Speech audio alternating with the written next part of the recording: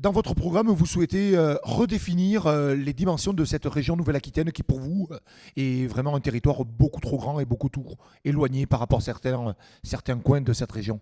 Alors attention, la région n'a pas capacité à redéfinir les frontières de la région. Par contre, elle a le droit de consulter la population sur les frontières de la région, comme l'autorise le Code général des collectivités territoriales. Et donc c'est une chose que nous ferons dès notre élection, d'organiser une consultation de la population pour savoir si les habitants du Limousin, les habitants du Poitou-Charentes, les habitants d'Aquitaine trouvent que cette région est à la bonne taille ou s'ils trouvent qu'elle est trop grande. Voilà, c'est important parce que cette région, elle a été conçue au 421 par le président François Hollande un après-midi à l'Élysée. D'ailleurs, il y a eu 3 communiqués de presse successifs. Il y en a un qui annonçait que le Limousin était avec la région Auvergne-Rhône-Alpes, un autre qui annonçait que Charentes-Poitou serait avec la région Centre, et puis finalement un qui a annoncé que Charentes-Poitou, Limousin et Aquitaine fusionneraient. Et donc on ne comprend pas quels ont été les critères de tout ça. Et aujourd'hui, les capitales régionales ont beaucoup perdu, Poitiers, Limoges. Et donc, c'est pour vous une grossière erreur, ça? Oui, c'est une grossière erreur parce qu'on parle de décentralisation, mais quand vous êtes dans le Limousin, la décentralisation, ça aboutit à quoi? À ce que la décision soit à Bordeaux, alors qu'avant, elle était à Limoges. Et donc, ce n'est pas de la décentralisation. Ça n'a pas fait d'économie d'échelle. Au contraire, ça a coûté beaucoup plus cher. Les agents de la région ont été même extrêmement malmenés dans cette fusion.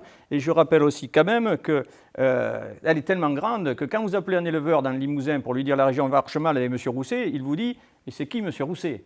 Les gens ne connaissent même pas le président tellement qu'il est loin de cette méga-région. Et donc c'est la raison pour laquelle je crois que le seul qui est connu, c'est Jean Lassalle dans cette élection. Mais elle est trop grande, elle a écarté les citoyens. Alors déjà qu'ils ne s'intéressent pas au régional, alors si en plus elle est trop grande, vous voyez un peu le ridicule. Et les déplacements pour les élus aussi? C'est la même chose, un élu du Pays Basque qui est tiré au sort pour aller à une réunion de 20 minutes sur le Limousin. Regardez un peu, j'ai jamais vu Europe que les Gilets Verts dénoncer ce fait. J'ai demandé un autre fonctionnement pour éviter ces longs déplacements coûteux et polluants, mais apparemment on ne sait pas faire. Vous savez, c'est l'éternelle chimère de la France et de M. Rousset en particulier, qui se compare aux Länder allemands, sauf l'Allemagne est un pays fédéral. Le budget qui est alloué est 10 fois plus important, et tandis qu'ici, les distances y sont, il ne distribue pas, enfin, il distribue à ses amis.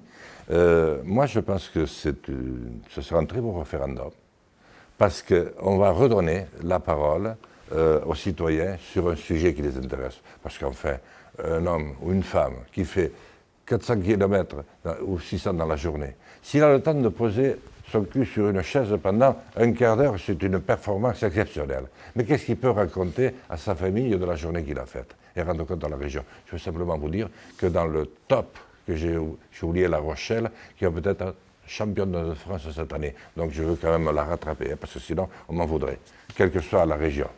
Vous avez compris?